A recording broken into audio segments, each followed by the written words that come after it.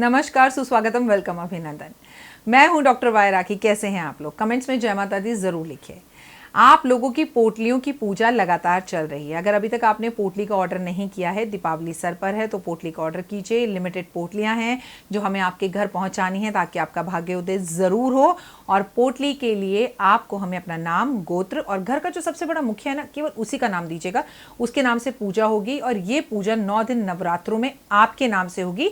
लेकिन जो पूजा का सामान है वो अभिमंत्रित उस लक्ष्मी पूजा से ही हो रहा है जिसके दर्शन मैंने आपको करवाए थे। उसके बाद रामायण, उसके बाद सत्यनारायण भगवान की कथा।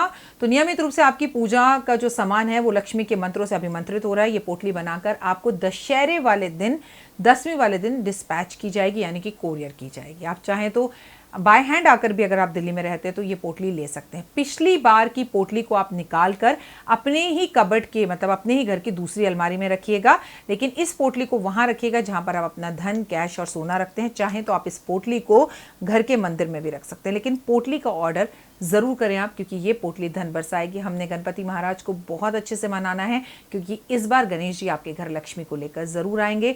इन 10 दिन में जब हम गणेश जी धरती पर हैं, उनकी पूजा कर रहे हैं, तो पोटलियों का सभी सामान पूजित किया जा रहा है, अभिमंत्रित किया जा रहा है। तो पोटली के लिए जल्दी ऑर्डर कीजिए इन तीनों नंबरों पर जो ऊपर बैनर में है। लेकिन जब भी आप पोटली का ऑर्डर करें, वीडियो कॉल कर मुझे देखें या ना देखें, लेकिन इस ऑफिस को ज़रूर देखें आप, ताकि किसी गलत राखी के हाथ में ना फंसे आप। जय माता दी। नमस्कार, सुस्वागतम, वेलकम, अभिनंदन। कैसे हैं आप? ये जो खूबसूरत सी झुमकी मैंने पहनी हुई है, ये प्यारी सी मेरी बच्ची दिल्ली में रहती है। जब माता की चौकी हुई थी तो ये लड़की आई थी और उसने बहुत अच्छा डांस किया था। अभी मैं आपको उसके बारे में क्यों बता रही हूँ, क्योंकि आपको उसके लिए प्रेयर्स करनी है। She is pregnant, 8 months pregnant है वो, और उसके लिए बहुत दुआएं कीजिए। नाम मैं इसलिए नहीं ले रही हूँ क्योंकि पता नहीं मुझे नाम लेना चाहिए नहीं लेना चाहिए। तो थैंक यू सो मच बेटा, आपकी झुमकी मुझ तक मिल गई। आप घर आई और आप घर आकर झुमकी स्पेशल देकर गई। और देखो, मैंने आज आपकी झुमकी की मैचिंग की ड्रेस पहनी है। Thank you so very much. और अपना और अपने बच्चे का खासा ध्यान रखना। God bless you. नमस्कार, सुस्वागतम, वेलकम, अभिनंदन। मैं हूं डॉक्टर वाई राखी, आप लोगों का स्वागत, अभिनंदन करती हूं। कैसे हैं आप लोग और परिवार में सब कैसे हैं? आपके पितरों को मेरा शत शत कोटि कोटि नमन, क्योंकि बिलीव इन कर्मा।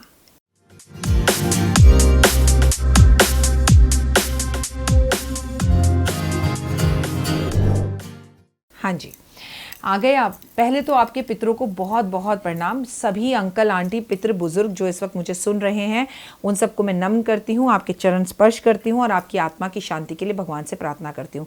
कोटि कोटि प्रणाम। बस ऐसे ही कोटि कोटि प्रणाम आते जाते, घर में, ऑफिस में जाते हुए अपने पितरों को करना है, क्योंकि वो आपको दिख नहीं रहे हैं, लेकिन आपके आसपास इस वायुमंडल में वो आपके साथ हैं।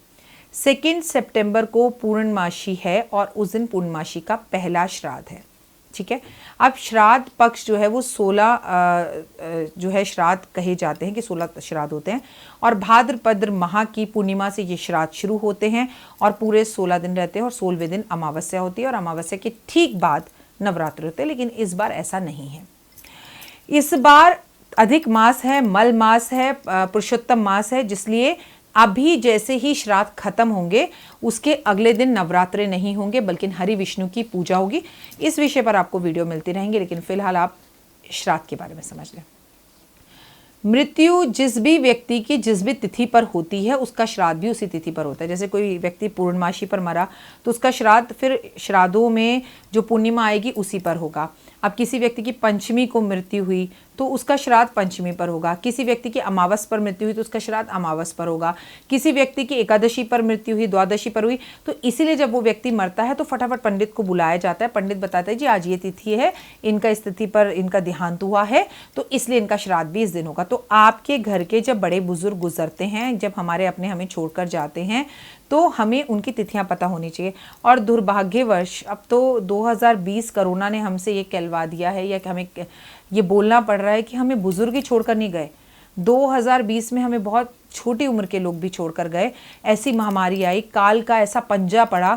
ये 2020 है ना, ये काल का साल है। काल का मतलब अकाल मृत्यु किसी की भी कभी भी कैसे भी हो सकती है। ब्रेन हैमरेज होने से, हार्ट अटैक से, कैंसर से, और बदनाम सिर्फ कोरोना हो रहा है। मर लोग बहुत ज़्यादा रहे हैं, एक्सीडेंट में मर रहे हैं, खौफ से मर रहे हैं, डर से मर रहे हैं, डिप्रेशन से मर रहे हैं। अब सुशांत सिंह राजपूत थोड़ी कोरोना से मरे, वो फांसी लग गई, लगा दी, मर्डर हुआ, व्हाटएवर, ये एक बहुत बड़ी खिचड़ी ऐसे छोड़ देते हैं। हुआ, बट जो भी हुआ मौत हुई। और सुशांत सिंह राजपूत की क्या ये सही में मरने की उम्र थी, या उनसे भी छोटी उम्र की उनकी जो मैनेजर थी उसकी मरने की उम्र थी? तो ये 2020 जो है ना वो काल का है। तो अगर आप 2020 में सुबह उठते हैं और आप जिंदा हैं तो थैंक यू गॉड को ज़रूर बोले कि थैंक गॉड ये सुबह भी मैंने देखी। और ये 2020 निकलने के बाद जब हम मौत के आंकड़े को गिनेंगे और अपने कुछ खास लोगों को खो देंगे, तब हमें समझ में आएगा कि we are the blessed souls.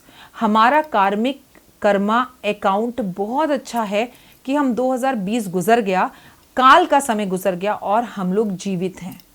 तो ये थैंक्स करना भगवान को बनता है। अगर आप एक साथ रहते हैं और एक ही परिवार में हैं तब तो एक ही जगह पर श्राद्ध होना चाहिए। लेकिन अगर 4 बहुएं हैं और चारों के फ्लोर अलग है, चारों के किचन अलग है, रसोई अलग है, घर अलग है, तो चारों जगह पर अलग अलग श्राद्ध होने चाहिए।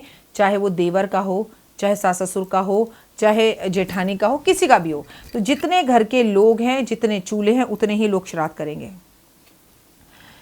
किसी का श्राद्ध कोई भी कर सकता है। राखी जी जैसे क्या मैं अपने फ्रेंड का कर सकती हूँ, उसके मामी पापा इन बातों में बिलीव नहीं कर सकते। आप किसी का भी श्राद्ध कभी भी कर सकते हैं, लेकिन आपको उसका नाम, गोत्र और दादा दादी का नाम पता होना चाहिए, क्योंकि बिना गोत्र के कभी भी श्राद्ध नहीं किया जा सकता। अगर 3 साल श्राद्ध लगातार किया जाए तो बेहद अच्छा होता है।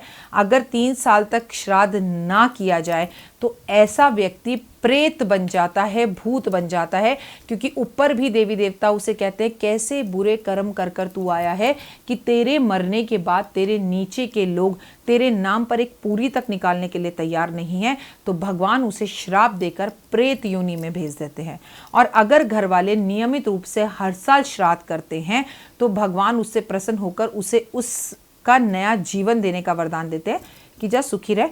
तेरे परिवार वालों ने गाय दान करी, मंदिर बनवा दिया, कुआं बनवा दिया, पंखा लगवा दिया, धर्मशाला खुलवा दी, भाई तू अच्छा इंसान है। तेरे बच्चे तो तुझे बहुत पूछ रहे हैं, तेरी बीवी तुझे बहुत पूछ रही है, जा तू नया जीवन ले ले।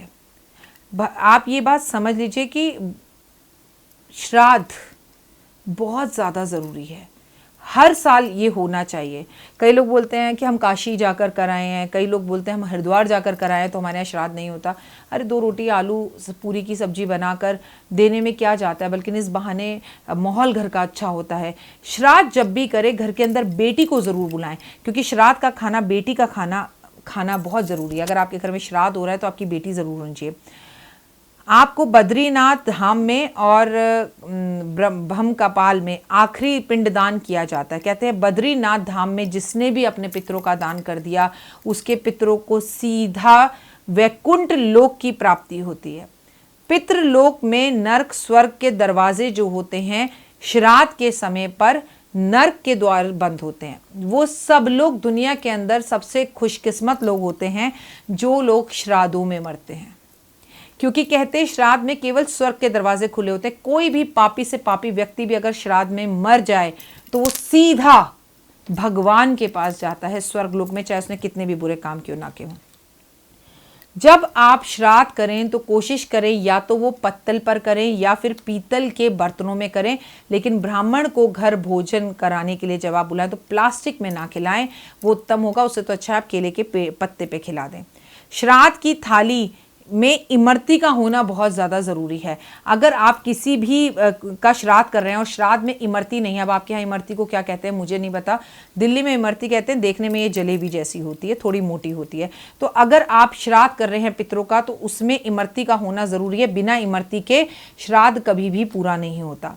तामसी सब्जियों का श्राद्ध में प्रयोग नहीं करना चाहिए। जैसे पहले तो वो सब्जियां बनानी चाहिए जो व्यक्ति गुजर चुका है उसकी फेवरेट थी, चाहे फिर वो तामसी क्यों ना हो। भाई अगर मेरे फादर इन लॉ गुजरे हैं और उन्हें मटर पनीर पसंद है तो भैया वही बनाओ। मैं अपने फादर इन लॉ की बात करूं तो उन्हें मेरे हाथ का आलू मेथी बहुत पसंद था, तो मेथी का सीजन हो या ना हो मैं कस्तूरी मेथी बाजार से लाकर पापा के लिए आलू मेथी ज़रूर बनाती हूँ।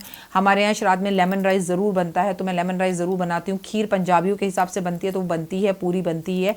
तो कोशिश कीजिए कि बहुत तामसी भोजन, मतलब लहसुन प्याज का इस्तेमाल आप ना करें तो अच्छा है। पंडित से कभी भी भोजन करते वक्त बातें नहीं करनी चाहिए, और पंडित से कभी भी भोजन करते वक्त ये नहीं पूछना चाहिए कि पंडित जी भोजन कैसा बना है। भोजन पंडित से कहना चाहिए कि आप चुपचाप से भोजन कीजिए, पंडित जी और ले लीजिए, उनके सामने रखते चले जाओ।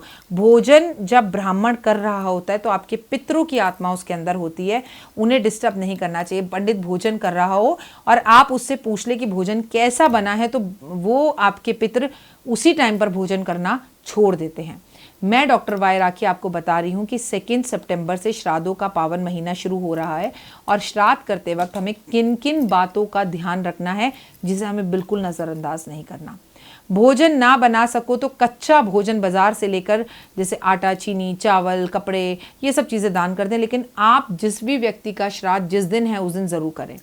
काले तिल, जौ और जौ का आटा, उसका पिंड, आटे का पिंड बनाकर आपको ज़रूर दान करना चाहिए। अगर आप श्राद्धों में केवल खाना बनाकर छोड़ देते हैं, तुलसी के पास बैठकर जौ के आटे का पिंड बनाकर उसमें काले तिल लगाकर अपने अंगूठे से पिंड नहीं छोड़ते, तो कहीं ना कहीं श्राद्ध अधूरा रह जाता है। तो पंडित से जानकारी लें, मंत्रों द्वारा पीपल के पेड़ के पास बैठकर या आंवले के पेड़ के पास बैठकर या तुलसी के पेड़ के नीचे बैठकर अगर पिंड दान किया जाए और उसके बाद ब्राह्मण को घर लाकर भोजन कराया जाए तो उसका कई गुना फायदा होता है। आपको हमेशा ब्राह्मण को घर बुलाकर उसे तिलक लगाकर भोजन करवाना चाहिए। श्राद्ध भोजन जब भी निकालें उसमें कुत्ता, कौवा और गाय का भोजन ज़रूर निकालें और इन्हें कागज़ पर या डोनों में नहीं, पत्तल पर भोजन देना चाहिए। गीता का पाठ अपने पितरों के नाम पर श्राद्धों के इन 15 दिन में ज़रूर करवाना चाहिए। अगर आपको बहुत ज़बरदस्त पितृदोष है तो पितृ गायत्री का जाप आपको ज़रूर करवाना चाहिए।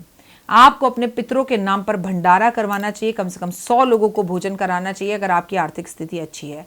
अगर आप कर सके तो गाय के पानी पीने की सेवा करनी चाहिए। और अगर आप पितृदोष के लिए बड़े बड़े सभी उपाय कर चुके हैं लेकिन आपके पितृदोष से आपको निवारण नहीं मिल रहा, तो गाय और गाय का बछड़ा आपको इस 15 दिन के अंदर अपने पितरों के नाम पर नियमित करना चाहिए, दान करना चाहिए। ऐसा करने से आपकी सभी मनोकामनाएं पूर्ण होती हैं और भगवान की आपके ऊपर विशेष कृपा होती है। मैं हूं डॉक्टर वाई राखी और मैं आपको बता रही हूं कि 2 सितंबर से श्राद्ध शुरू हो रहे हैं। पहला श्राद्ध जो है वो पूर्णमासी का श्राद्ध है जो 2 तारीख को है और पूरे के पूरे श्राद्ध है। इस बार कोई भी श्राद्ध कम नहीं है। तिथि के अनुसार अपने घर वालों के श्राद्ध ज़रूर करें, मन से करें, भाव से करें। क्या हम श्राद्धों में ये खरीद सकते हैं या हम नहीं खरीद सकते हैं, इन वहमों में और गलतियों में बिल्कुल ना रहें आप। 2 सितंबर से शुरू होकर श्राद्ध 17 सितंबर को ख़त्म होंगे और 18 तारीख से हमारा जो है मल मास यानी पुरुषोत्तम मास शुरू हो जाएगा। कैसे करेंगे पुरुषोत्तम मास में पूजा, क्या करना है, तमाम जानकारियाँ भी मैं आपको समय समय पर देती रहूँगी। लेकिन अपने पितरों को अच्छे से मनाइएगा, खूब खाइएगा, पिएगा। क्या करते हैं श्राद्धों में, क्या नहीं करते हैं, तमाम तरह की वीडियो आपको आगे मिलने वाली है, इन्हें फॉलो ज़रूर कीजिए। और अगर आपके घर वालों का पूर्णमासी पर ही पहला जो है वो श्राद्ध है तो मन से और ध्यान से नियमों का पालन करते हुए श्राद्ध अच्छे से करें और उनकी तस्वीर पर सफ़ेद फूलों की माला अर्पण करें। और पूरे के पूरे श्राद्ध 2 तारीख से लगातार 4 मुखी दिया घर की दक्षिण की तरफ जलाना शुरू कर दीजिए। आपके पितृ बेहद ज़्यादा खुश होंगे और आपकी हर मनोकामना को पूर्ण करेंगे, आपको मनोवांछित फल देंगे। फिलहाल दीजिए इजाज़त, नमस्कार। जीवन में है समस्या, नहीं मिल रहा तकलीफों से छुटकारा, नहीं मिल रही मनचाही नौकरी, टूट गया है विश्वास, सांस से आपकी बिल्कुल नहीं बनती और खत्म हो गई है आस, भगवान से आपका विश्वास उठ चुका है। टैरो के 78 कार्ड खोलेंगे भविष्य का राज। सरकारी नौकरी से हैं आप कोसों दूर, कुंडली जगाएगी कुंडली जागरण, कुंडली बताएगी आपका भविष्य। ऊपर से ये जादुई हवाएं, ऊपरी हवाएं, जादू टोना तंत्र विद्याएं, पति पत्नी और वो, करना होगा खुद पर विश्वास। दीजिए मुझे भी एक मौका, अपनी कुंडली दिखाइए, टैरो कराइए, लेकिन अपनी जिंदगी को जल्द बदलवाइए। मैं हूं डॉक्टर वाई राखी। आप मुझसे बात कीजिए, फ़ोन कीजिए, अपॉइंटमेंट लीजिए, आपकी ज़िंदगी के अंदर आएगा ज़बरदस्त बदलाव।